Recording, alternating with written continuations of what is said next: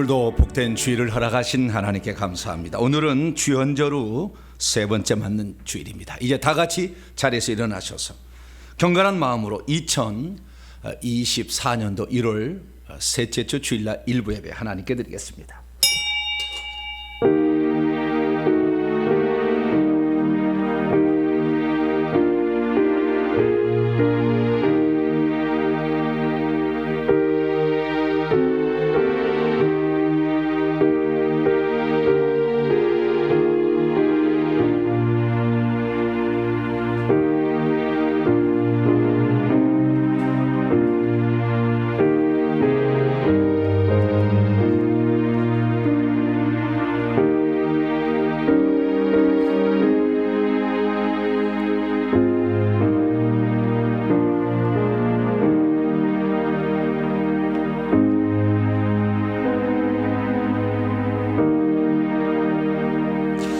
너는 마음을 다하여 여호와를 신뢰하고 내 명철을 의지하지 말라.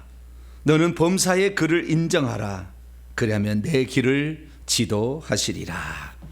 죄악 많은 세상이지만 그리스도의 권능으로 저희들을 새로운 생명을 얻게 하시고 주 안에서 한 주를 보내며 또 다른 새로운 한 주를 향하여 주 앞에 나와 예배드리게 하시니 진심으로 감사를 드리옵나이다. 주의 십자가가 있어 부활의 영광이 있었듯이 우리의 삶에 때로는 어려움과 아픔이 있지만 하나님 회개하며 주 예수 그리스도를 믿는 믿음으로 이 세상을 살아갑니다.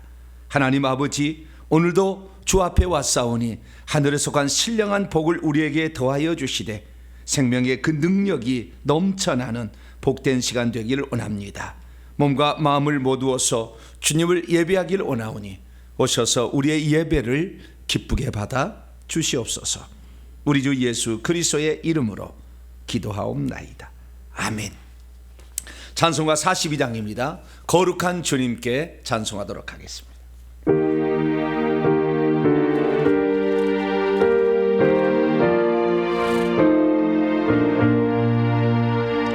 Oh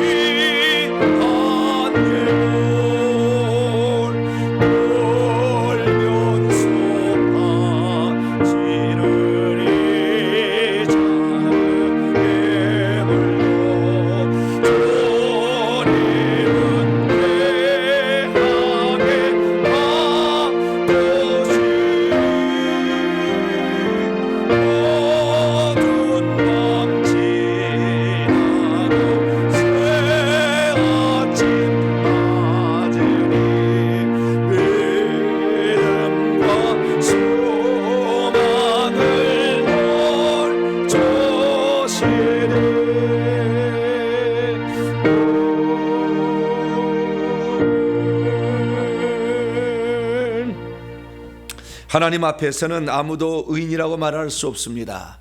하나님 앞에 설 때마다 우리의 잘못과 허물진 모습을 발견하게 됩니다. 예수 그리스도의 보혈의 은총과 그리고 승리하는 주의 이름을 주셨지만 우리는 당면한 문제 앞에 때로는 무기력하게 넘어질 때가 많았고, 죄를 가까이 이제 말아야 하지만 세상의 욕심과 그리고 세상 사람과 어울리다 보니 나도 모르게 세상의 가치관에 같이 휩쓸린 삶을 살았습니다. 때로는 세상의 정욕과 또는 음란과 또는 혈기와 분노로 내 성질을 이기지 못했고 내 속에 있는 귀신들을 내보내지도 부족했습니다. 한 주간을 살면서 우리가 하나님 앞에 잘못했던 것, 가야 될 것 가지 말아야 될 구별하지 못했던 것, 시간을 온전히 하나님께 드리지 못했던 것, 내 은사와 달란트를 주님 앞에 쓰지 못했던 것까지 겸손히 고백함으로 용서받는 시간을 갖겠습니다. 다 같이 자음의 기도를 주님께 드리겠습니다. 하나님, 불쌍한 저희들을 오늘도 굽어 살펴 주시옵소서. 생각과 마음과 감정이 온전히 주님께 드려질 때 우리가 거룩한 산제물로 아버지께 나아갈 수 있을 텐데, 하나님 아버지, 우리를 산제물로 주 앞에 바치지 못한 채 세상의 욕심에 휘말려버리는 저희들이 아니었을까. 아버지, 돌아보면 부끄럽고 죄스럽고 게으르고 나태했음을 고백합니다. 좀 더 부지런하게 살 수 있었을 텐데, 하나님, 우리는 육신이 피곤하다, 힘이 없다, 여러 가지 핑계로 마땅히 해야 될 일을 감당치 못한 채 제 욕심만, 제 이기적인 생각으로 제 육신만 돌본 채 살아왔습니다. 하나님, 과거를 청산하고 새 사람으로 살아야 되지만 옛사람의 행위를 벗어버리지 못한 채 죄와 결탁하며 악을 행하였던 지난날의 삶을 용서하시고 세상의 즐거움과 아버지 하나님, 내 성질을 이기지 못함과 그리고 구습을 따르는 그 모습을 버리지 못한 채 살아왔던 지난날의 삶을 용서하여 주옵소서. 거듭난 하나님의 자녀가 되었지만 영에 속한 사람이 되지 못하고 아버지, 육신에 팔린 혼에 속한 사람이 되었사오니 주여, 이 시간에 우리의 잘못을 용서하시고 주의 엄한 심판과 책망을 듣기 전에 먼저 주의 피로 씻어 아버지 한 주간을 새롭게 출발하기를 원합니다. 해가 지도록 불을 품지 말라 주님 말씀했사오니 오늘도 주님 앞에 나와 우리 자신을 다시 한번 주 앞에 올려드리오니 주의 보혈로 담궈주시사 우리의 모든 육신과 생각과 마음이 정결함을 입어 우리 주님과 더불어 다시 출발하는 이 한 주간이 보혈로 씻겨지며 주의 성령으로 충만케 되어 새로 출발할 수 있는 복된 시간이 되게 해 주옵소서. 우리는 부족합니다. 아버지 도와주시고 아버지 함께하여 주시옵소서. 우리 주 예수 그리스도의 이름으로 기도하옵나이다.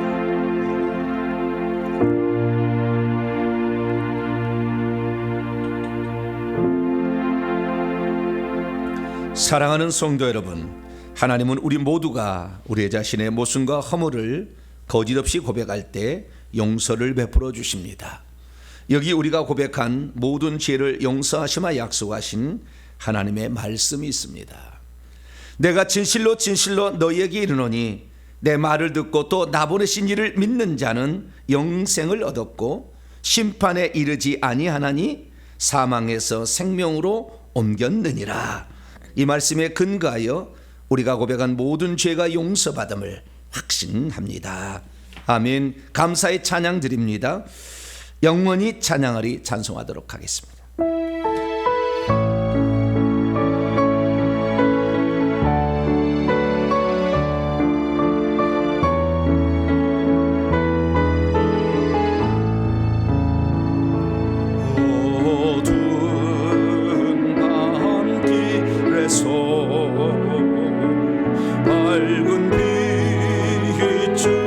주시고 작은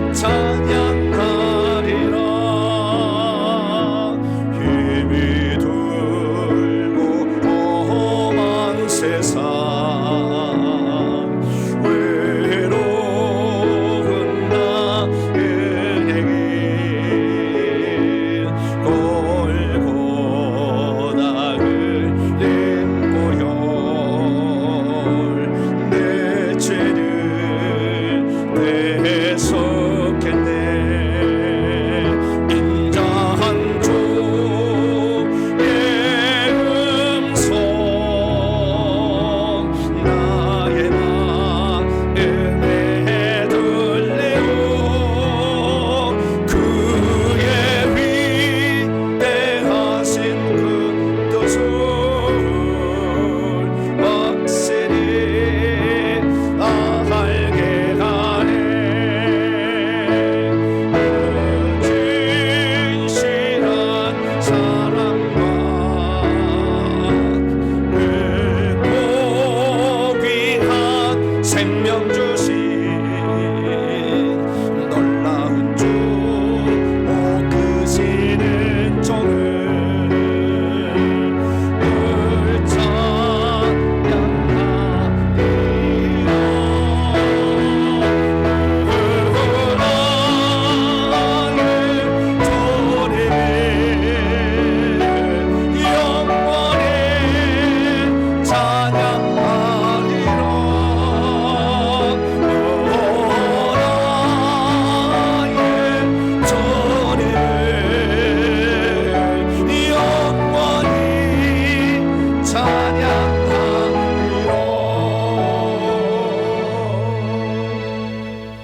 이제 사도신경으로 신앙 고백합니다.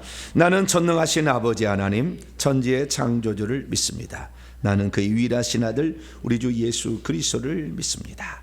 그는 성령으로 잉태되어 동정녀 마리에게서 나시고 본디오 빌라도에게 고난을 받아 십자가에 못 박혀 죽으시고 장사된 지 사흘 만에 죽은 자 가운데서 다시 살아나셨으며 하늘에 오르시어 전능하신 아버지 하나님 우편에 앉아 계시다가 거기로부터 살아있는 자와 죽은 자를 심판하러 오십니다. 나는 성령을 믿으며 거룩한 공교회와 성도의 교제와 죄를 용서받는 것과 몸의 부활과 영생을 믿습니다. 아멘. 자리에 앉으신 찬송가 304장입니다. 그 크신 하나님의 사랑 찬송하도록 하겠습니다.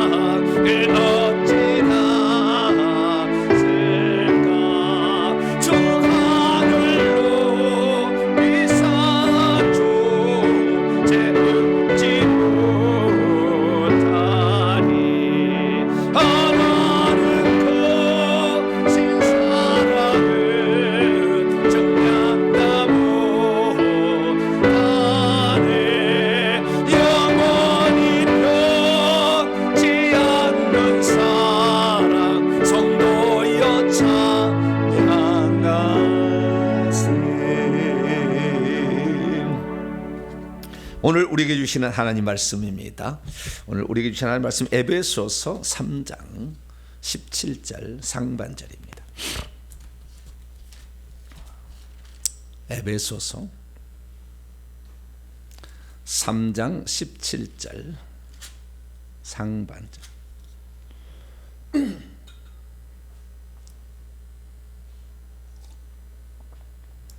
에베소서 3장 17절 상반절입니다. 합독하시도록 합니다. 시작. 믿음으로 말미암아 그리스도께서 너희 마음에 계시게 하시옵고. 아멘. 기도하겠습니다. 자비롭고 은혜로우신 아버지 하나님, 이렇게 복된 날 저희들을 주 앞에 부르신 하나님께 진심으로 감사를 드리옵나이다. 하나님이 아니었다면 영혼의 멸망의 구렁텅이에서 저주의 쇠사슬에서 묶여 헤어나올 수 없는 저희들, 그러나 주님께서 우리를 불러주시고 예수 이름의 권세로 쇠사슬에서 풀어주시며 또한 우리로 하여금 하나님을 영화롭게 할 수 있도록 성령을 우리 가운데 보내주시며 생명의 충일한 은혜로 저희들을 날마다 붙들어 주시니 감사를 드립니다.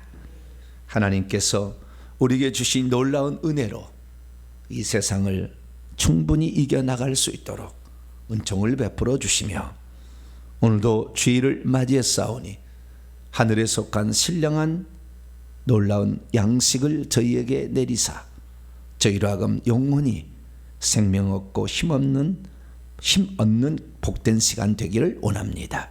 하나님, 오늘도 우리에게 행하신 하나님의 일들이 귀하고 선하고 아름답기에 우리의 마음으로 주님을 경배드리며 또한 주님께서 이루실 일들에 합당한 준비가 되어져서 주님의 원하는 자로 성숙해 갈 수 있도록 은총 베풀어 주옵소서. 기록된 말씀을 통하여 우리를 향하신 하나님의 음성을 듣고자 합니다. 오늘도 저희들에게 말씀하여 주시옵소서. 우리 주 예수 그리스도의 이름으로 기도하옵나이다. 아멘. 오늘 시간에는 하나님의 경륜을 따라 그리스도께서 우리 마음의 거처를 정하게 하려면 이란 제목으로 함께 말씀의 은혜를 나누기를 원합니다. 오늘도 거룩하고 복된 주일에 주님 앞에 나와 예배드리는 우리 사랑하는 성도들과 또 온라인으로 함께 드리는 모든 성도들을 사랑하고 축복합니다. 주일은 복된 날입니다. 우리에게 말씀하시는 그 하늘의 양식이 어느 순간에 나를 건강하고 튼튼하게, 영이 말이죠, 그렇게 만들어줍니다. 영이 건강하면 세상의 환난 풍파에 흔들리지 않습니다. 영이 건강하지 않기 때문에 환난 풍파가 찾아올 때 흔들리는 것입니다. 마귀는 자꾸 우리를 흔들어 보기 위해서 세상의 많은 문제들을 우리에게 일으킵니다. 그래서 우리가 말씀의 기초 위에 단단히 서 있을 때 우리는 세상을 잘 살아갈 수 있는데요, 이번 한 주간도 오늘 말씀을 통하여서 우리 일평생에 기억될 만한 놀라운 말씀이 될 수 있기를 간절히 바랍니다. 하나님을 제대로 알고 성경을 제대로 알려면 기초를 잘 닦아야 합니다. 기초 공부가 되어 있지 않은 상태에서 어떤 것을 쌓는 것은 내게 양질의 양식이 되지 못하고 그 순간에만 잠시 좋은 양식으로 끝날 수가 있습니다. 그러나 이 말씀에 기초가 딱 서 있는 상태에서 그 다음에 말씀을 먹게 되면 그때부터 집을 짓기 시작하는 거예요. 근데 말씀에 기초가 안 돼 있으니까 집을 짓다가 말다 안 돼요. 결국에 영적인 성장이 잘 안 된다는 것입니다. 그래서 제가 올해부터는 지난 1월 7일부터죠. 2번에 걸쳐서 주일날 아주 중요한 말씀을 들었고 또 주중에도 새벽 시간에 우리의 신앙의 기초 항상 베이직에 깔고 있어야 돼요. 이게 있어야 그 다음에 다른 것에 거기다 위에다 집을 질 수가 있는 거예요.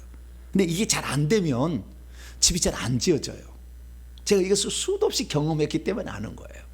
그래서 올해는 아예 신앙의 완전한 기초를 튼튼하게 잡고 가야 되는데, 이 신앙의 기초를 세운다는 것이 사실은 쉽지가 않아요.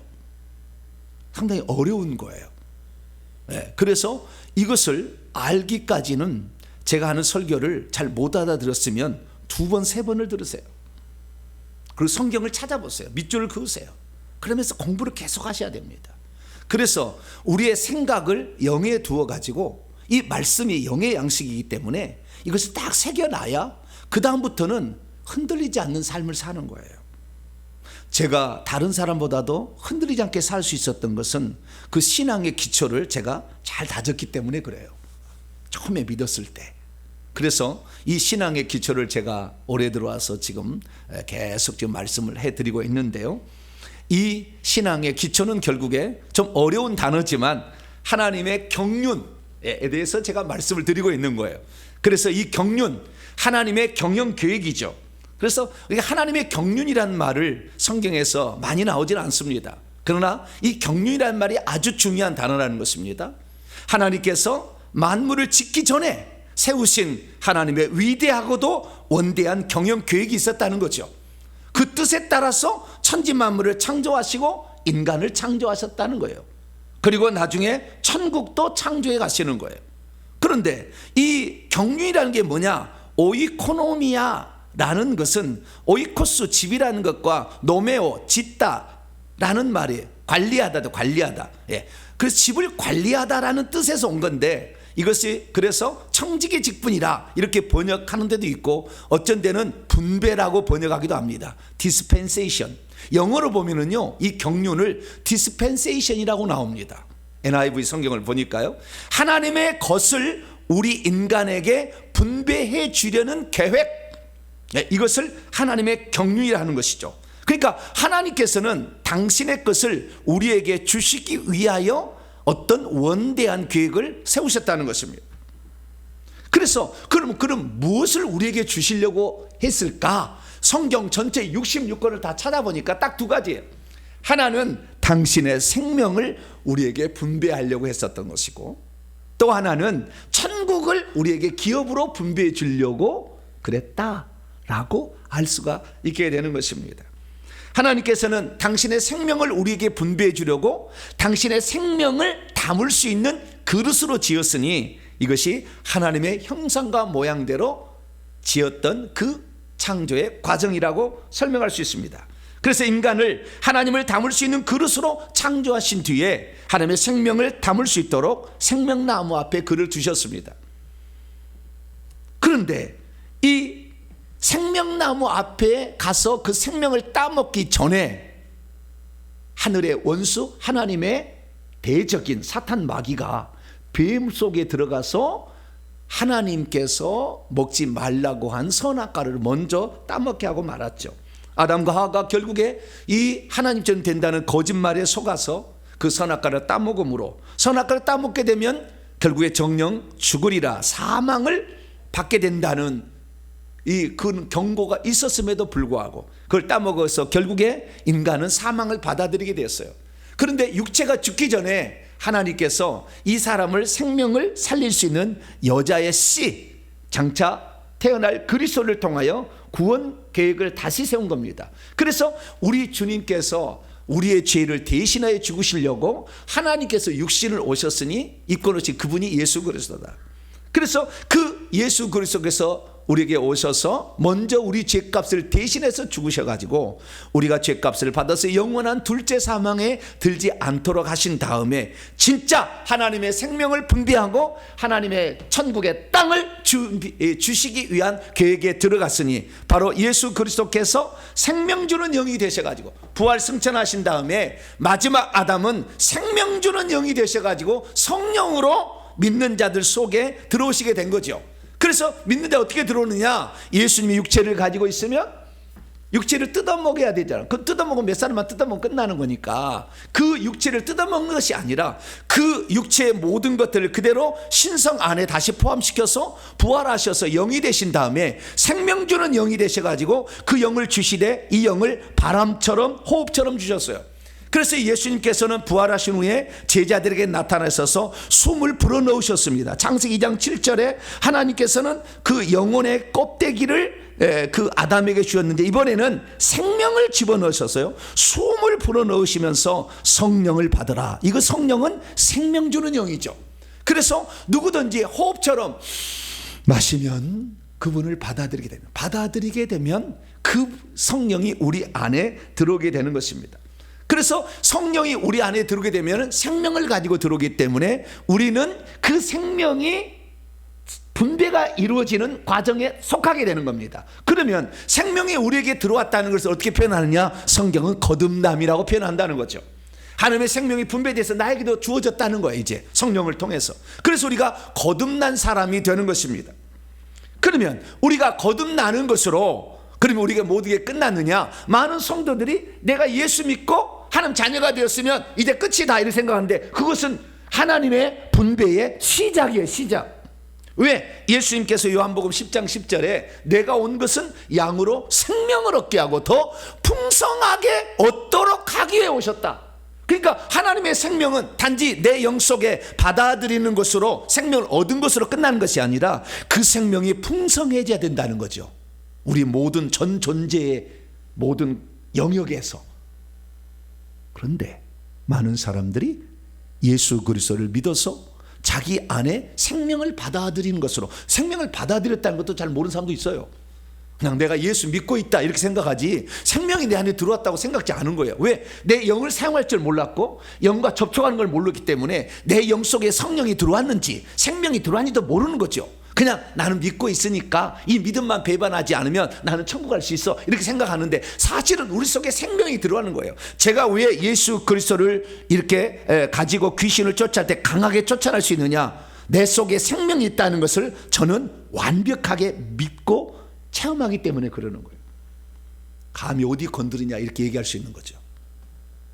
그것은 내 안에 생명과 접촉하는 것을 저는 많이 훈련했고 또한 이 성령에 내 영이 성령과 하나 된 이 영을 따라가는 것을 많이 훈련했기 때문에 이 예수 이름의 권세를 쓸 때도 강하게 쓸 수가 있었다는 거예요. 그래서 이 성령이 들어오는데 성령은 어디에 들어오느냐? 성경에 보니까 디모데후서 4장 22절에 보니까 주님이 예수님이 생명 주는 영이 우리의 영과 함께 계신다. 우리의 영과 우리 영 속에 들어온다는 거죠. 그래서 비유적으로 고린도서 3장 16절에 너희가 하나님의 성전인 것과 하나님의 성령이 너희 안에 거주한다는 것을 알지 못하느냐. 그래서 이 하나님의 영이 들어오는 영역이 어디냐? 성전에 하나님이 계신 것과 똑같다는 거예요. 그러면 성전이 어떻게 생겼느냐? 성전은 성막이 발전한 거예요. 그럼 성막은 어떻게 생겼느냐? 성막은 성막들이 있고 성소가 있고 지성소가 있어요. 그럼 하나님은 어디에 계시느냐? 저 깊숙한 가장 깊숙한 지성소에 계셔요. 그래서 이 지성소가 저 깊숙이 지성소가 우리의 영에 해당되는 것이고 성소는 혼에 해당되는 것이고 성막들은 몸 육위에 해당되는 것이다. 그래서 우리는 이 하나님께서 어디에 들어오느냐? 우리의 영 속에 들어오신다. 참 저는 이 지난주에 이런 말씀을 증거하면서요 저는 너무나 정말 감사하고 충격을 제가 받았던 게 뭐냐면 하나님을 왜 육체 속에 있는 귀신을 먼저 뽑아내지 아니하고 혼 속에 들어오지 아니하고 영 속에 먼저 다이렉트로 들어왔을까? 이게 나 묵상하면 너무 나는 감격했어요. 야, 만약에 우리 육체 속에 있는 귀신을 다 뽑아내야 죄된 본성을 뽑아내야 천국 들어갈 수 있다고 한다면 아무도 천국 들어갈 사람이 없으니까 가장 핵심으로 팍 들어가는 거 아니에요 하나님이. 그래서 우리가 이 영 속에 들어오신 생명 예수 그리스도를 붙잡고 이 생명을 혼과 육으로 확대해 나가야 하나님께서 내가 너에게 생명을 준 목적이 무엇인지를 네가 아는구나 하는 사람만 나중에 천국 데려가요. 그 생명을 주었으나 그 생명을 접촉할지도 모르고 그 생명을 누릴지도 모르고 그 생명을 통하여서 결국에 혼까지 영역까지 확대시키고 육체까지 쳐서 의의 도구까지 활용을 하지 않는다고 한다면 천국 들어가기가 쉽지 않은 거예요 사실은. 근데 많은 사람은 내 속에 생명을 모셨다는 그 하나로 나는 생명 천국에 들어간다, 안전하다 생각하는데 안전하지 않아요. 왜냐하면 요한계시록 3장 5절에 이기지 못한 자는 생명책 이름을 지워버린다 했거든요. 내가 거듭나는 순간 생명책 이름이 기록되었어도 그 생명이 어떤 것이고 생명을 따라서 살지 않는 자는, 사망에 계속 머물러 있는 자는 사망의 나라인 지옥에 보낸다 이거잖아요. 저와 여러분들은 생명이 내 영 속에만 있지 말고 혼과 육체까지 흘러넘칠 수 있도록 그 생명을 붙잡고 생명을 따라가는 복된 성도가 되길 축원합니다. 그래서 하나님께서는, 그러나 이 생명이 우리 영 속에 들어왔으나 왔다 갔다 해버리면 우리가 힘들잖아요. 들어왔다 나갔다 하면. 그래서 아예 안 나가려고 작정을 하셨어요. 고린도 6장 17절, 주에게 결합되어진 자는, 주와 합하는 자는 하나의 원 스피릿이다, 하나의 영이다. 그래서 주님은 우리가 죽는 날까지 안 떠나요. 한번 들어오시면 우리 영 속에 들어오셔가지고 죽을 때 떠나는 사람이 있습니다. 그러나 죽기까지는 안 떠난다는 것입니다. 그래서 이 우리 영 속에 들어있는 영을 우리는 접촉할 줄 알아야 되고, 우리가 힘들 때마다 영으로 돌이켜야 돼요. 그러면은 생명의 능력이 사망의 능력을 이기는 거예요.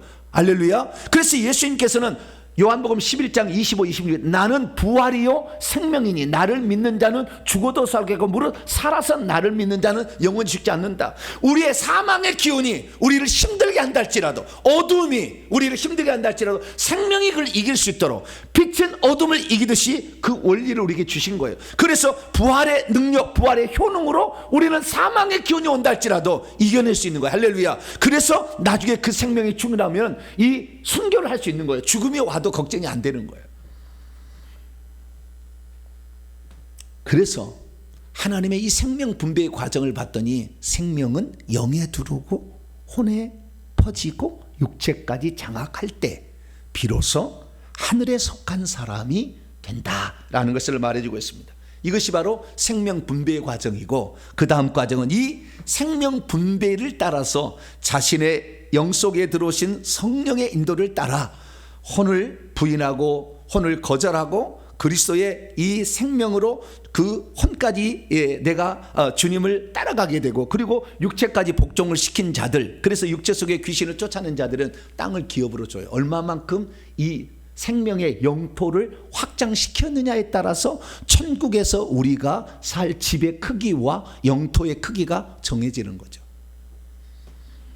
저와 여러분들은 이 생명이 이 땅에서부터 우리의 이 혼의 영역에, 그리고 그 다음에 육체의 영역까지 확장될 수 있도록 날마다 잘 여러분을 훈련하시고, 영으로 돌이켜서 영에서부터 흘러나오는 그 생명의 능력을 맛보면서 그 생명을 누려서 결국에 혼을 지배하고 육까지 지배하는 복된 성도가 되기를 축원합니다.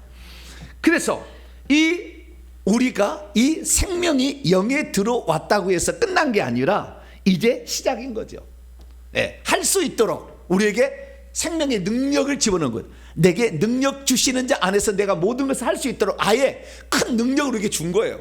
그러면 그 능력이 혼과 육체까지 나타나도록 하려면 어떻게 해야 되느냐? 이 과정 속에서 가장 중요한 한 가지 중요한 사실이 하나 있는데, 그것은 우리의 마음을 사용하는 법을 배워야 된다는 거예요. 마음은 영일까요? 혼일까요? 마음이 무엇입니까? 그래서 여기 아주 중요한 개념이에요. 오늘 이 마음을 제대로 이해한다면 성경이 팡 뚫려요. 그리고 조금 오늘은 말씀이 좀 어려울 수도 있습니다. 마음에 대해서 얘기를 해드릴 거예요. 마음을 관리하고 마음을 처리하는 법에 대해서. 왜냐하면 마음은 선한 마음만 있는 게 아니에요. 악한 마음도 있고 다른 것도 있어요. 그렇기 때문에 마음을 반드시 알아야 되고 마음을 처리해야 됩니다. 왜? 우리가 하나님을 사랑하는 것은 마음이기 때문에 이 마음 처리를 제대로 하지 못하면 결국에 우리는 혼의 영역에 생명이 흘러가지 않습니다. 그래서 우리는 이 마음에 대한 처리를 잘해야 됩니다. 그래서 이 마음이 우리가 다스려지게 되면 생명이 혼의 영역까지 흘러넘치게 됩니다. 그래서 이 인간의 마음이란 대체 무엇을 가리키는 것이며, 오늘 본문 말씀에 그리스도께서 너희 마음에 계시게 하시옵고 라고 말씀하고 있는데, 하나님이 예수 믿는 사람들 속에 거처를 정하게 하려 한다면 어떻게 해야 되는지를 알아야 되는 거죠. 어떤 사람은 예수만 믿으면 우리 안에 영 안에 계시지만 마음 안에 자동적으로 계시는 줄 아는 사람도 있어요. 그러나 그렇지 않던 거예요. 마음의 거처를 정하는 것은 다른 부분이고 다른 영역이에요. 그래서 마음의 거처를 우리가 정할 수 있도록 하는 법을 배워야 되는 거죠. 그러면 날마다의 삶이 우리가 결국에 혼이 생명으로 적셔져서 생명의 인도를 따라가는 자로 바뀌게 되는 거예요.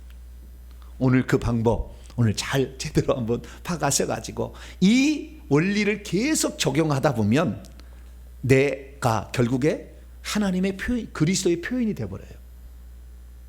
그리스도의 능력이 나타나는 거죠. 그러한 여러분이 되시기를 간절히 바랍니다. 자, 그러면 오늘 본문 말씀 어떤 말씀입니까?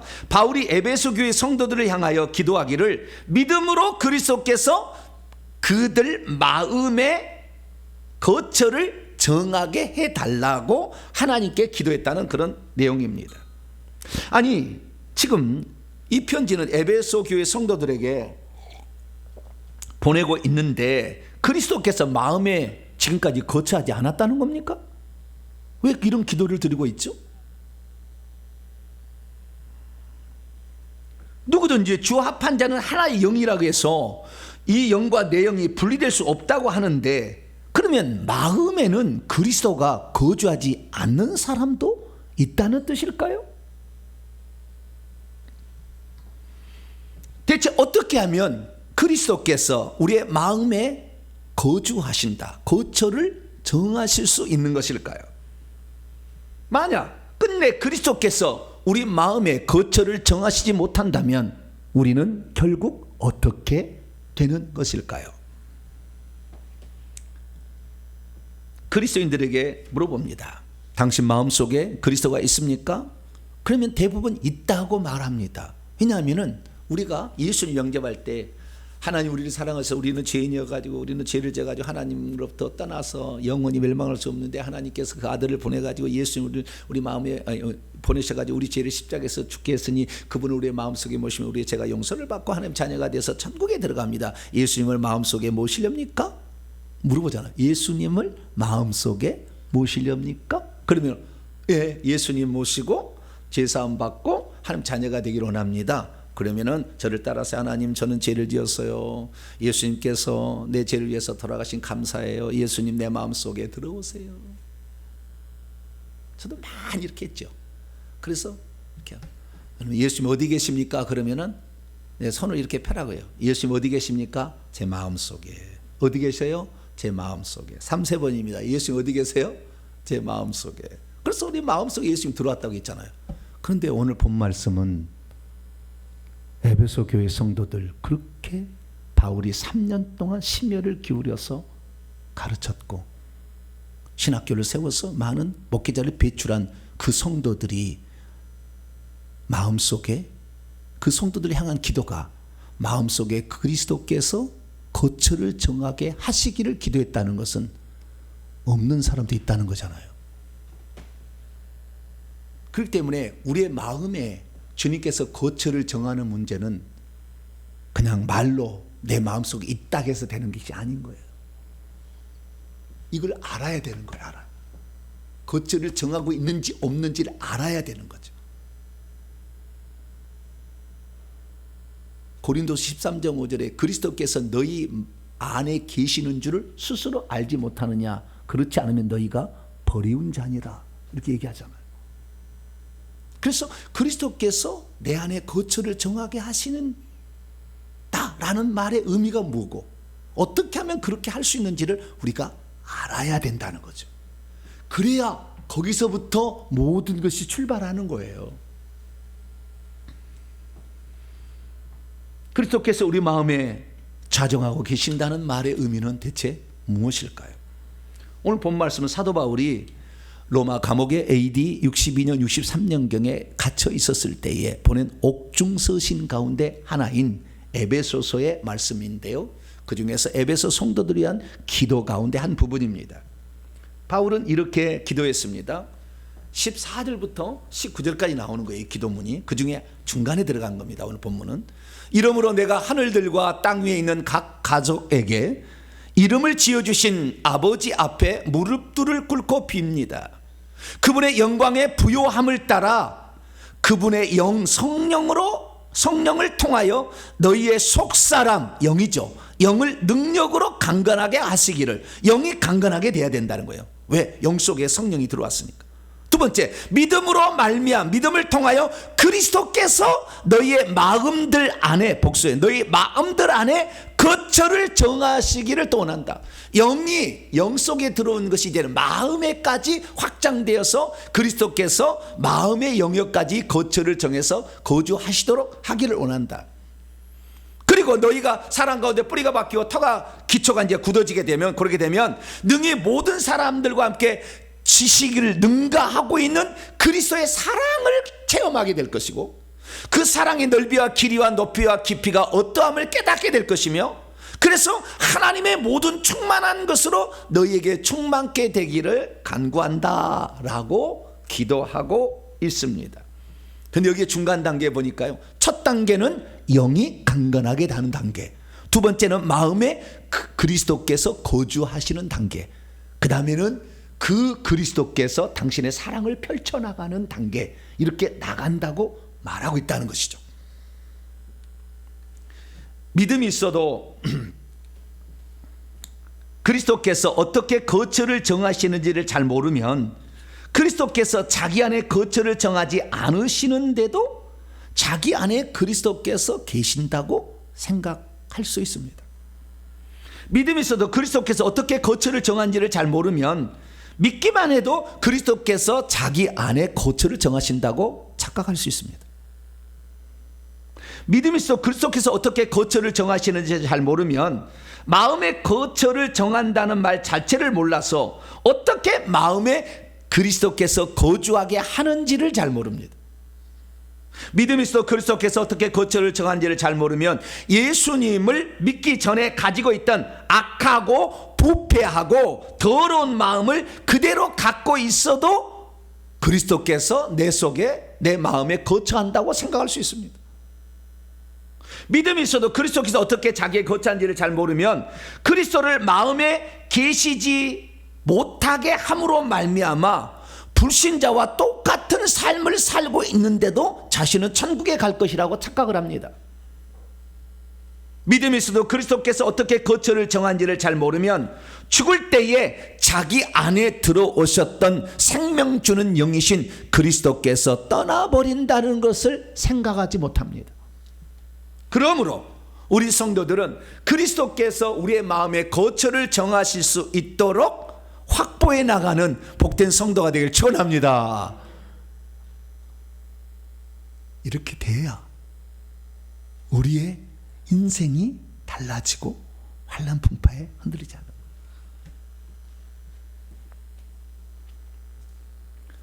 그리스도께서 우리 마음의 주인이 되어서 우리를 다스리는 자가 돼야 되는 거죠. 자, 그러면 이 마음이란 게 뭘까요? 영일까요? 혼일까요? 정신일까요? 생각일까요? 마음이 뭘까요? 마음을요, 국어사전에 찾아보면 이렇게 나와 있어요. 마음은 사람이 본래부터 가지고 있던 성격이나 품성. 원래는 그랬겠죠. 그러면은 그 속을 들여다보면 뭐냐? 또 그렇게 나와 해석이 계속 국어사전에 보면 사람이 다른 사람이나 사물에 대하여 생각과 감정과 의지 따위를 느끼거나 일으키는 작용 혹은 태도, 그리고 그러한 위치나 어떤 공간. 마음이 어디에 있어요? 공간이? 마음은 하트라니까 심장에 있다고 생각하잖아요. 심장 뜯어보면 거기 속에 마음이 들었을까요? 안 들었을까요? 네? 좌심실에 들었어요? 우심방에 들었어요? 마음이 육체적인 공간이 아닙니다. 정신적인 영역이에요. 보이지 않는 영역이지 물질로 만질 수 있는 영역을 마음이라 하지 않는 거예요. 공간은 공간이에요. 실제한 공간인데 그것은 육체라는 그 공간이 아닌 거죠. 심장은 아닌 거예요.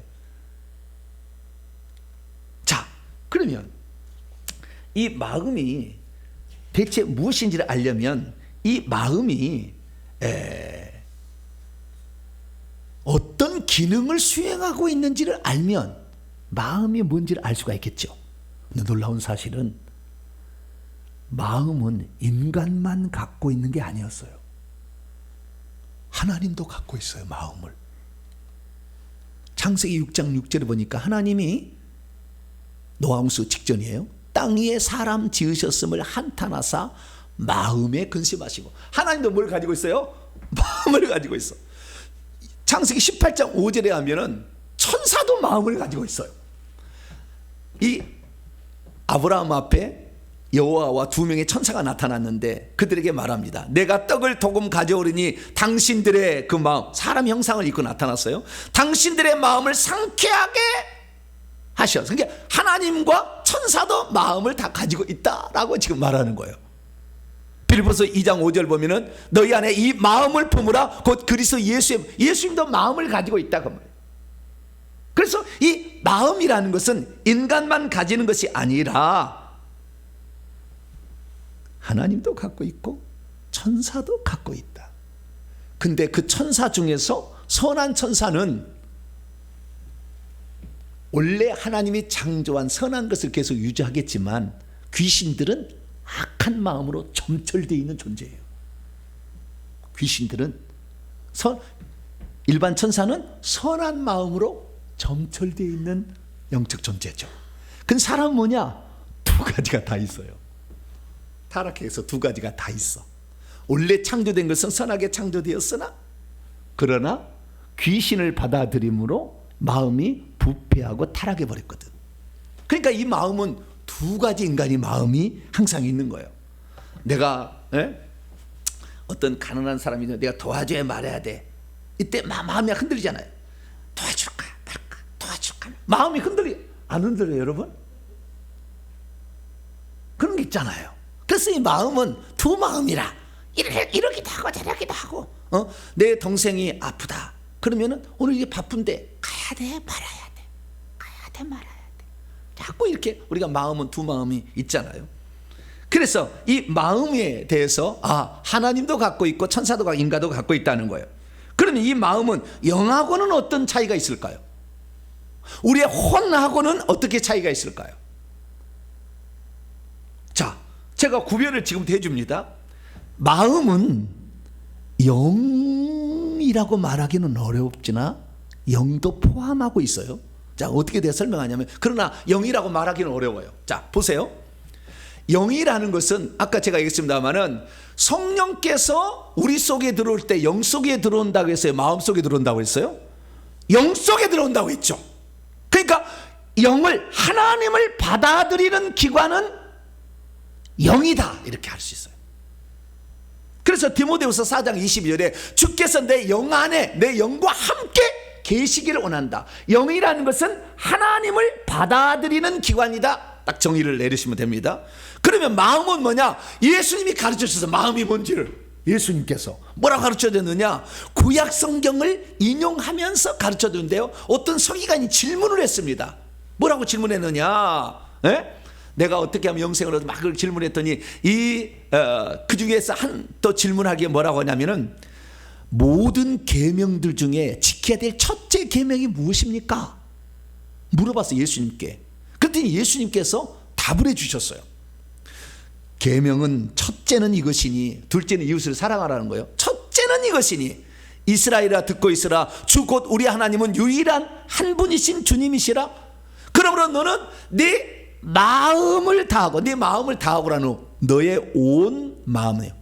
홀리 너의 온 홀이죠. 온 마음에서부터 내 목숨을 다하고 부식해져. 내 목숨 혼을 다하고 내 온 혼에서부터 그리고 내 뜻을 다하고 디아노이아 내 온 생각에서부터 그 다음에 마지막으로 내 힘을 다하여 내 온 힘에서부터 주 너의 하나님을 사랑하라.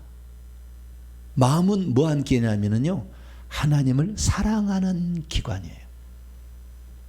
영은 뭐라고요? 하나님을 받아들이고 접촉하는 기관이라면 영적인 존재를 받아들이고 접촉하는 건 뭐예요? 영이 하는 것이고 마음은 하나님을 사랑하는 기관이다. 네, 그렇게 우선 정의를 내려놓으면 되겠습니다.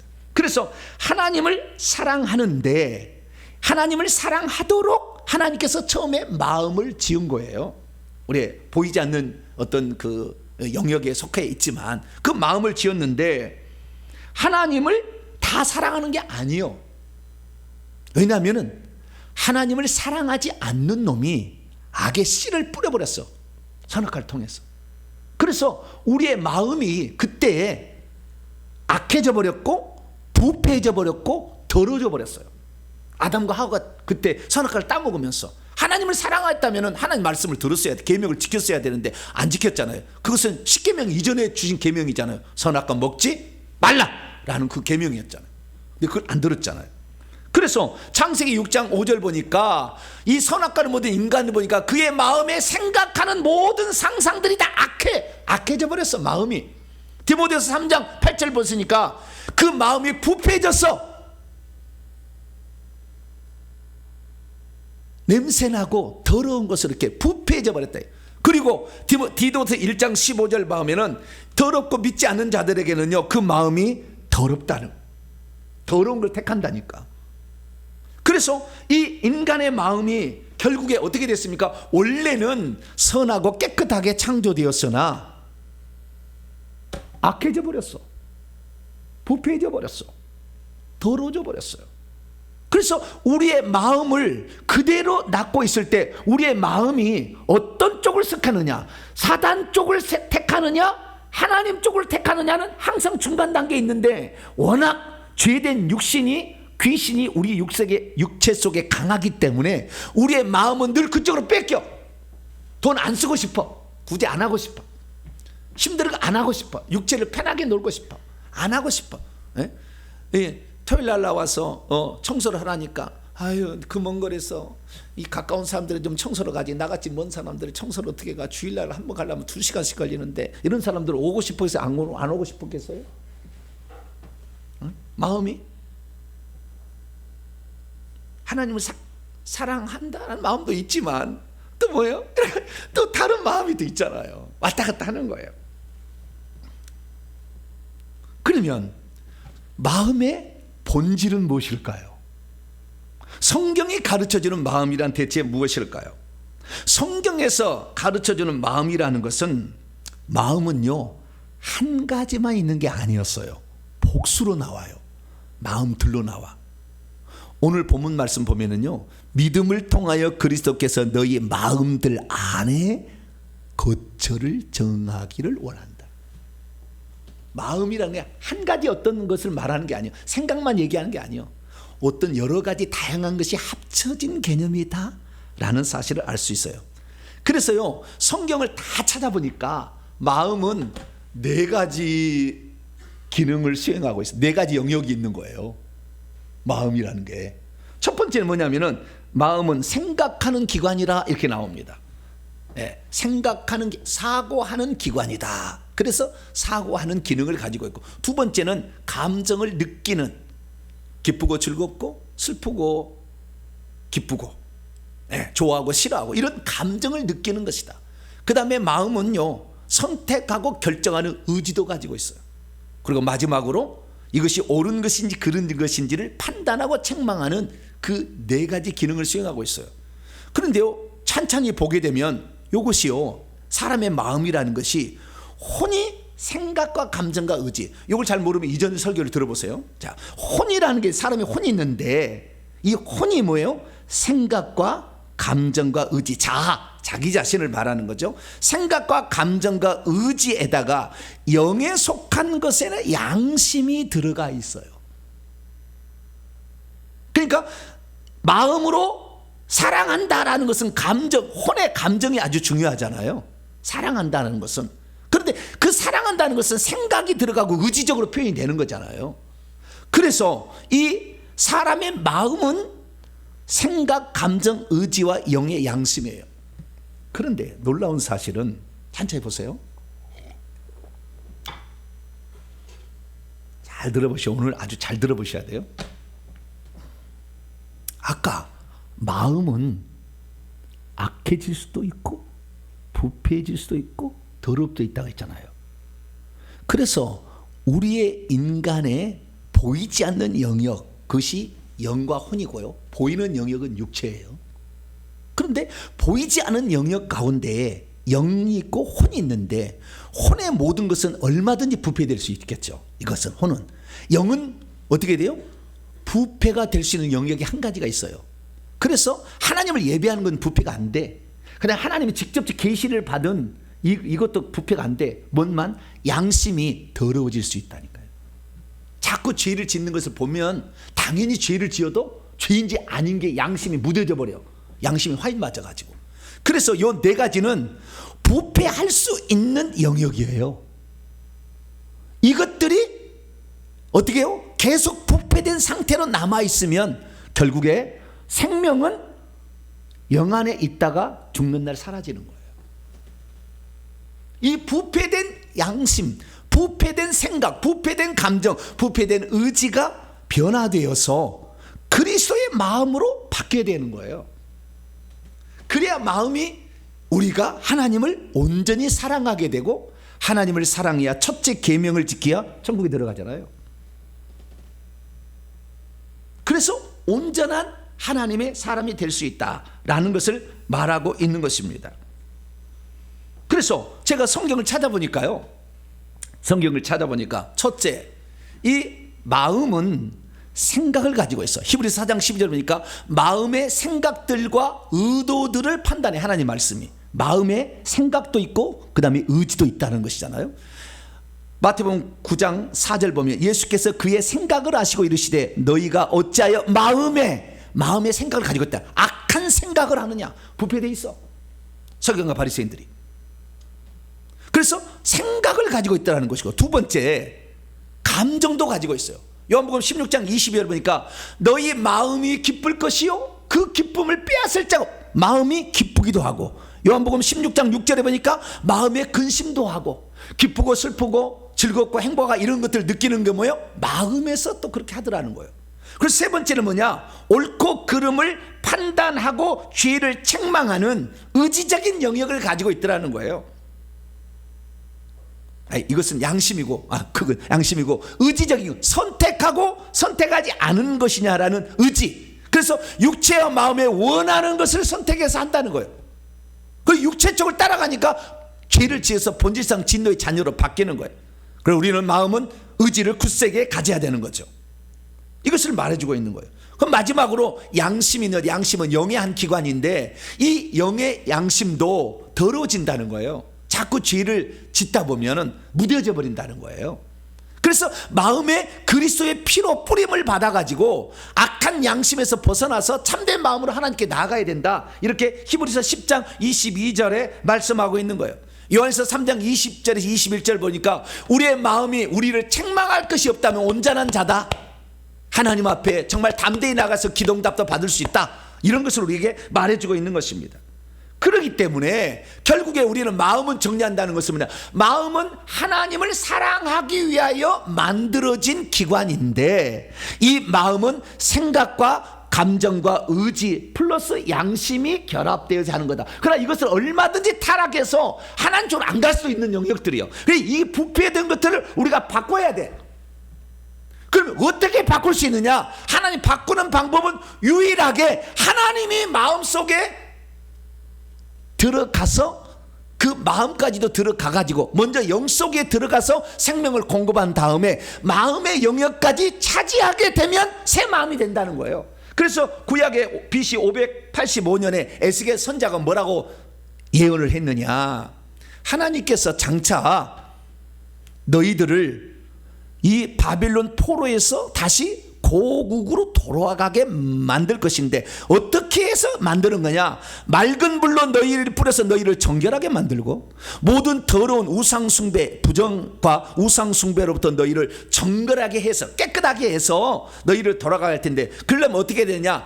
그렇게 해서 너희들에게 새로운 영을 너희 속에 주고 새로운 마음을 너희 속에 주어서 돌 같은 마음을 살 같은 마음으로 바꿔주고 내 영을 너희 속에 두어 하나님의 율법을 행하게 하게 할 것이다 라고 말씀하고 있는 거예요. 결국에 우리의 마음이 부패된 마음이 바뀔 수 있는 유일한 방법은 하나님이 우리의 영 속에 들어오는 거예요. 성령이, 내 영이 우리의 영 속에 들어와 가지고 영 속에 들어온 그 영 속에 들어오신 그 성령께서 마음을, 생각과 감정과 의지를 차지하기 시작할 때, 그러면 새 마음이 되는 거죠. 그러면 기존에 우리의 마음, 기존에 우리의 생각과 감정과 의지는 자꾸 육체 쪽을 따라갔잖아요.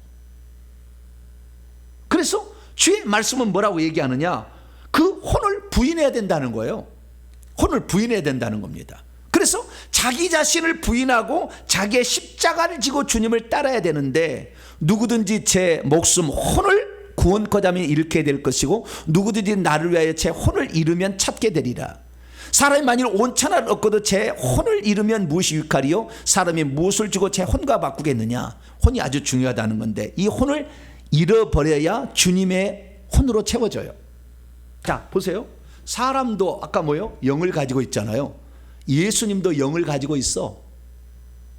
예수님도 영을 가지고 있고 예수님도 마음을 가지고 있어. 마음은 생각과 감정, 의지잖아요.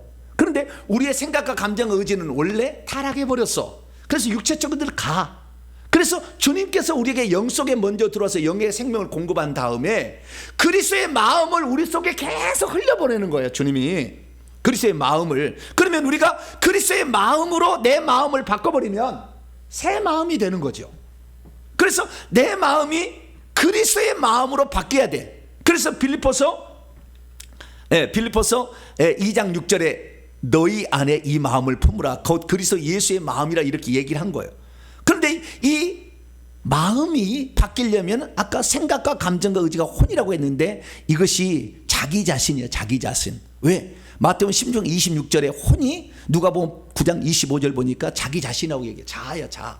그래서 자아가요, 자아를 죽음에 넘기고 자아를 부인하고 예수님의 마음을 우리에게 흘러 들어오게 허용을 하고 따라가는 거예요. 그러려면 부패진 마음을 그리스도의 피를 뿌려서 계속해서 회개를 해서 우리가 육체를 따라가던 우리의 혼을 맑게 씻겨야 돼. 계속 씻기면서 그리스도의 마음이 흘러 들어오도록 하면 어느 순간에 그리스도의 마음이 우리를 주장한다. 그렇게 되기를 사도 바울이 에베소 성도들에게 기도한 거예요. 그러면 그리스도의 마음이 만약에 우리에게 흘러 들어왔다라는 것을 우리는 그러면 어떻게 확인할 수 있느냐? 이거죠. 첫째, 생각에 있어서는요, 주님 말씀하니까 생각이 단순하고 순결해야 돼요. 그러면 그리스도의 마음이 흘러 들어온 거예요. 단순해야 돼. 어린아이처럼. 복잡하면은요, 아직 마음이 복잡하면은 이 사람은 아직까지 그리스도의 마음이 덜 들어온 거예요. 두 번째 뭐냐? 두 번째는 감정에 있어서 주님을 사랑하는 마음이 들어와야 돼요. 하나님, 예수님은 아버지의 계명을 지켜서 아버지를 사랑했다 하잖아요. 그 뜻이 우리가 마음을 다하여 주님을 사랑하게 될 때, 그때 주님의 마음이 흘러 들어온 거예요. 의지는 내 뜻이 아닌 하나님의 뜻에 자기를 복종시키려고 노력할 때 예수님의 의지가 내 안에 들어온 거예요. 예수님은 이 땅에 살 때 자기의 뜻을 이루려고 하지 않고 아버지의 뜻이 이루어지도록 그 기도했잖아요. 그 다음 양심은 이미 더러워졌기 때문에 옳고 그른 걸 분별을 못해. 이게 날마다 회개를 통해서 그리스도의 피를 뿌려가지고 이 양심이 깨끗하게 만들어야 돼. 그러게 되면 결국에 우리가 참된 그 마음을 소유하게 되는 것이죠. 결국에 이 사실을 알게 된다고 한다면 결국 그렇구나. 내 원래 마음은 혼과 더러운 양심이 있었는데 이것을 가지고서 있으면 그리스도께서 우리 마음에 계시지 않아요. 그럼 결국에 버림당하는 거예요. 그럼 어떻게 해야 되느냐? 이 마음에 그리스도께서 계시도록 해야 된다. 그리스도에 계시는 것은 성령이 영 속에 들어온 다음에 우리의 그 다음에 혼 속으로 들어오는 거죠. 그래서 그리스도의 마음이 내 마음을 주장하도록 해버리면 하나님을 사랑하게 되는 거예요. 그러면 내가 그때부터 하나님의 사람으로 바뀌기 시작하고 새로운 영역으로 출발할 수가 있게 되는 것입니다. 그러면 그때 그리스도께서 우리의 마음에 평안히 거처를 정하게 되는 것입니다. 믿음이란 영 안에 계신 그리스도를 혼 안으로 들어오게 하는 것입니다. 영 안에 계신 생명이 혼의 영역 안으로 침투해 들어오도록 허용하고 나의 옛사람을 십자가에 못 박아 죽음에 던지고 그리스도께서 살아 움직이도록 내 마음을 자꾸 그게 드리는 거예요. 그러지 않으면 10년, 20년, 50년 생활에도 부패한 썩은 것이 나타나게 됩니다. 결정적인 순간에 혈기 분노 나오는 거예요. 결정적인 순간에 더러움이 막 나오는 거예요. 특히 회의할 때 더러움이 확 나오죠. 회의할 때.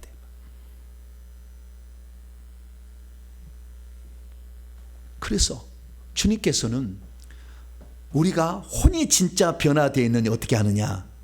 네가 마음을 다하고 내 목숨을 다하고 내 뜻을 다하고 내 힘을 다하여 사랑하고 있느냐라는 걸 보게 되면 내 마음이 과연 주님께서 주장하는 삶이 되었는지를 확인하는 잣대가 된다. 마음이라는 것은 아까 그랬잖아요. 생각, 감정, 의지, 혼에다가 양심 그잖아요. 두 번째 내 목숨, 생각, 감정, 의지잖아요. 그 중에서 생각, 내 뜻이 생각이잖아요. 그 다음에 육체, 내 힘까지. 그래서 혼과 육체가 다 주님을 사랑하는 것이 주님이 우리를 향하여 바라신 생명 분배의 첫 번째 영역입니다. 이것이 되지 못하도록 자꾸 우리 육체 속에 귀신이 우리를 주장하기 때문에 우리가 지금 회개를 하는 거예요. 이걸 못 이기잖아요. 뽑아내야 된다는 걸 몰랐어요. 그냥 놔둬도 이길 수 있다고 생각했다고요. 근데 아니더라고. 이제 이 부분을 제가 이제 얘기할 거예요. 이 부분 또 다시. 오늘은 이 혼이 그리스도께서 혼에 계시게 하려면 영에 계신 그리스도를 혼으로 끌어오면 돼요. 할렐루야. 아니, 너무 복잡했는데 이게 간단하잖아요. 영에 계신 그리스도를 혼으로 끌어들어와서 그분이 주장하도록 만들면 돼.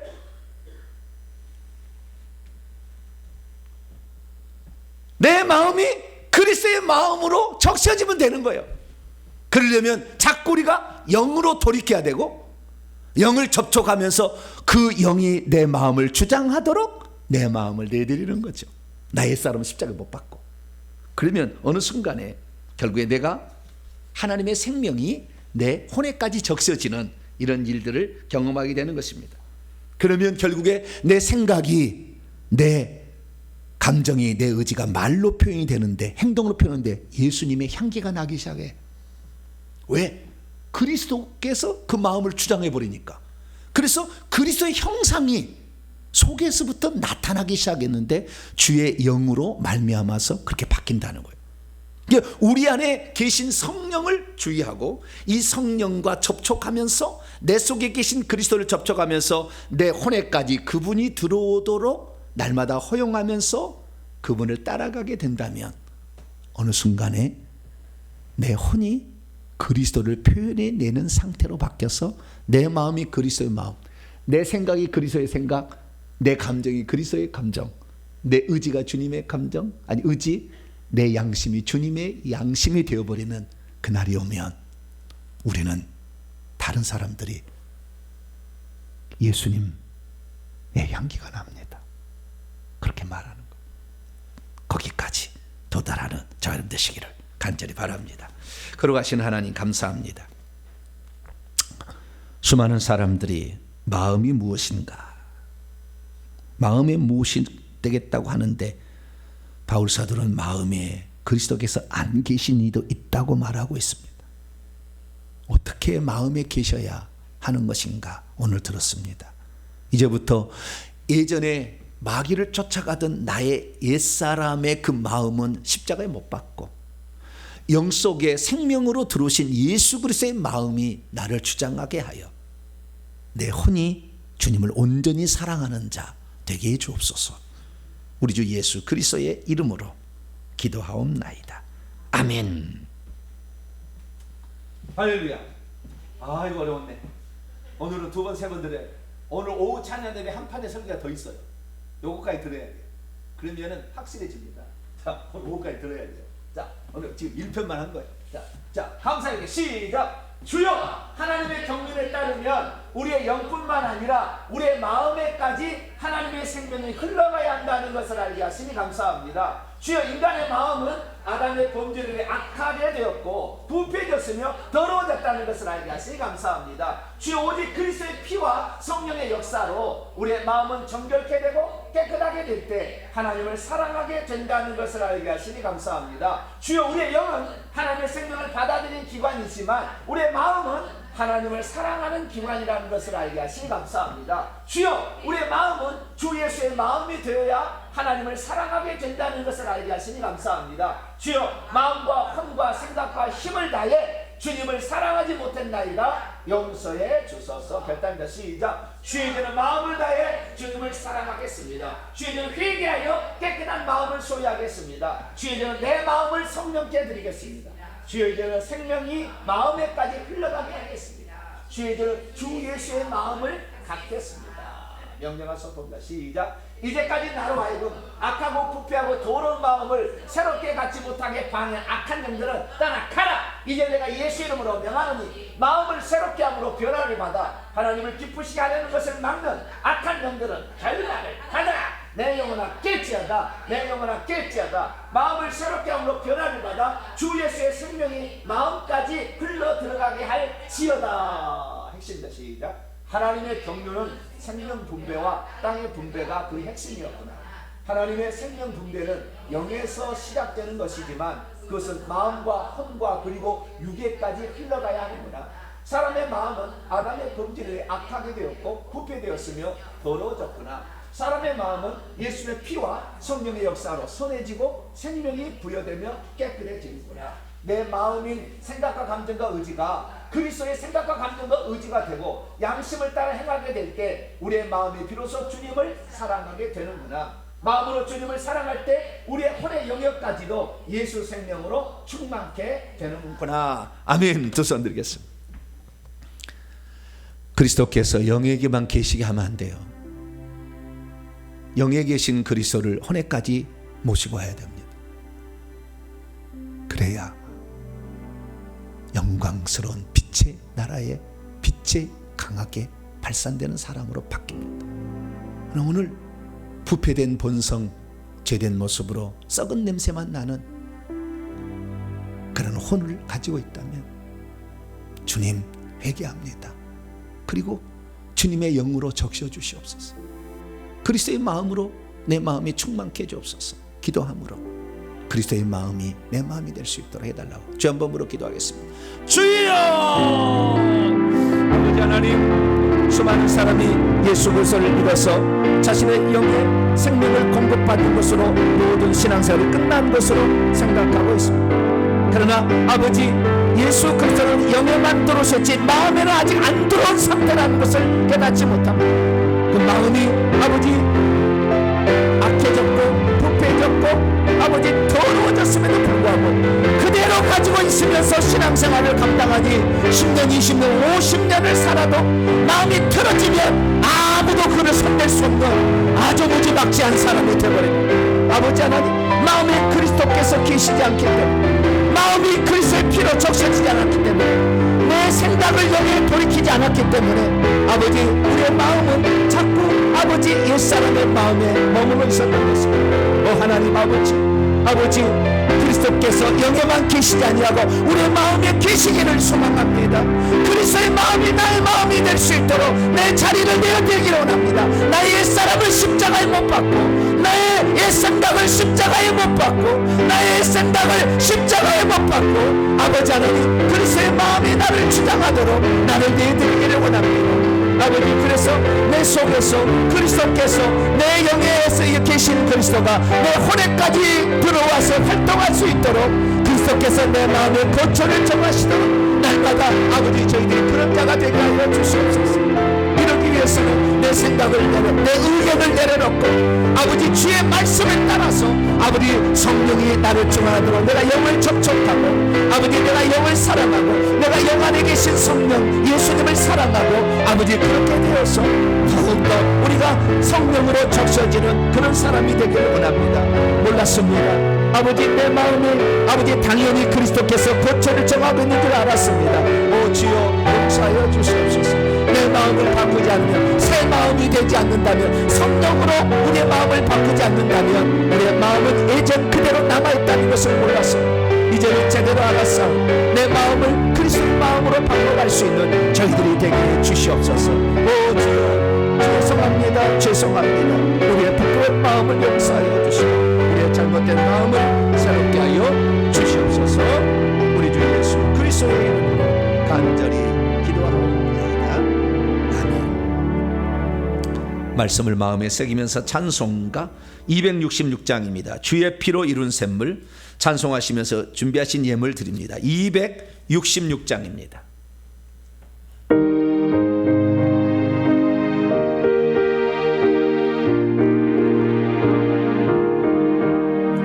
주의 피로 이룬 샘물 참 깊고 넓도다 구원하는 그 신능력 다 찬송할지라 찬송하세 주의 보혈 그 샘에 지금 나아가 죄의 깊이 빠진 이몸 그 피로 씻어 맑기네 죄악 세상 이김으로 거룩한 길 가는 나의 마음 성전 삼고 주께서 계시네 찬송하세 주의 보혈 그 샘에 지금 나아가 죄의 깊이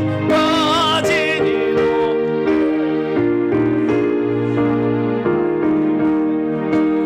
예수를 깊이 아는 놀라운 그 은혜 하늘나라 즐거움이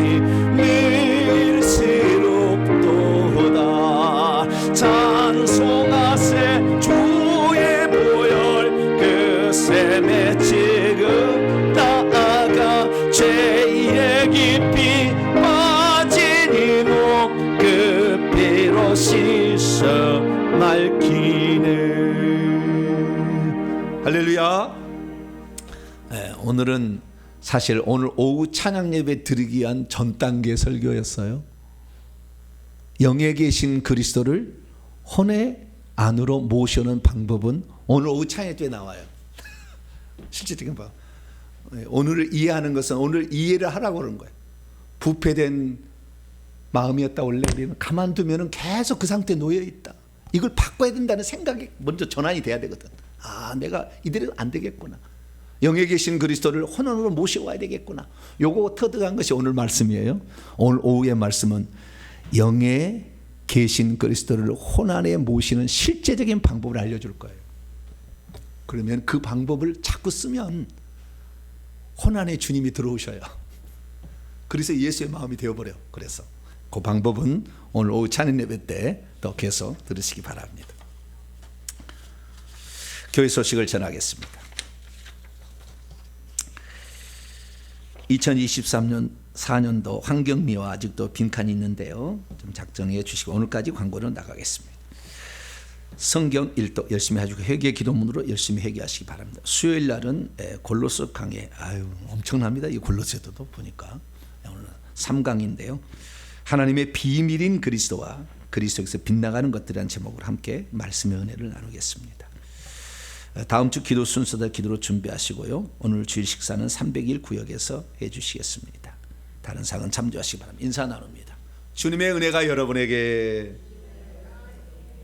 주님의 은혜가 모두에게 쉽지 않죠. 마음 공부하기. 마음이 생각과 감정과 의지와 양심, 근데 이건 다 부패될 수 있는 가능성이 있는 것이었다. 근데 그 마음을 그리스도의 마음으로 바꿔야, 선으로, 악에 속해 있는 것을. 그거 오늘 터득했으면 제대로 오늘 말씀 들은 겁니다.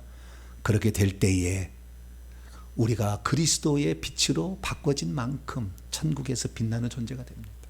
복원하겠습니다. 자리에서 일어나겠습니다.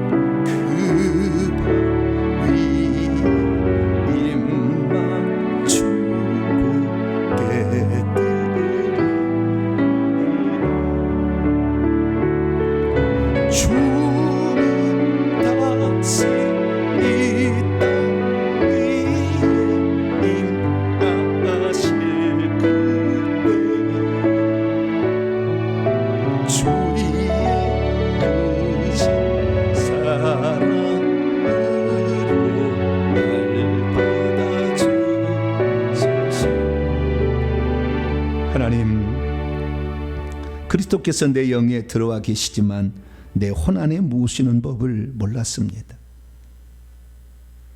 예수님이 내 안에 계시면 마음에 계시는 줄로만 알았습니다. 그러나 내 마음은 이미 사단에 의해서 장악된 상태였습니다. 하나님, 그리스도께서 우리 마음속에 거처를 정하시도록, 그래서 내 마음의 주인이 예수님이 되도록 살았어야 되는데 그걸 잘 몰랐습니다. 오늘 다시 주의 말씀을 들으며 우리의 부족한 점을 하나님께 고백합니다. 썩고 냄새나고 부패스러운 우리의 마음이 그리스도의 정결하고 깨끗하고 선한 마음으로 바꿔질 수 있도록 우리 안에 성령을 보내주셨으니 성령의 인도를 따라 행함으로 우리가 온전한 예수 그리스도의 마음을 갖게 도와 주시옵소서. 하나님께 나올 때 빈손 들지 아니하고 우리의 사랑과 예물을 구별하여 하나님께 바칩니다. 주님, 이 예물을 기쁘게 받아 주시옵고 오늘도 이 영적인 삶을 제대로 살지 못해 늘 방황하는 모든 자들에게 소망을 주는 귀한 예물이 되게 해 주옵소서. 이번 한 주간도 아버지 하나님, 우리가 그동안에 부패된 마음 속에 살아왔다면 오늘부로 예수 그리스도의 피로 그 혼까지도 다 적셔서 정결케 만들고 우리가 그리스도의 온전한 표현이 되도록 영의 인도를 따라가는 우리 모두가 되게 해 주옵소서. 이름 없이 빛도 없이 주의 나라를 위해 봉사하고 온라인으로 또 이렇게 예물을 귀하게 바친 아름다운 성도들을 기억하여 주시고 모든 이들이 정말 성숙한 그리스도인으로 그리스도의 빛을 반사하는 자로서 존재하도록 역사해 주옵소서. 예물을 온전히 하나님께 바칠 때 우리 주 예수 그리스도 이름으로 기도하오며 이제는 우리 주 예수 그리스도의 무한하신 은혜와 하나님 아버지의 극진하신 사랑하심과 성령님의 위로교통 충만하심이 내 영에 계신 그리스도를 혼회까지 반드시 모셔와서 혼의 주인이 되게 하리라 결단하는 이 예배에 참석한 모든 성도들 위해 이제와 영원토록 함께하옵시기를 간절히 축원하옵나이다. 아멘.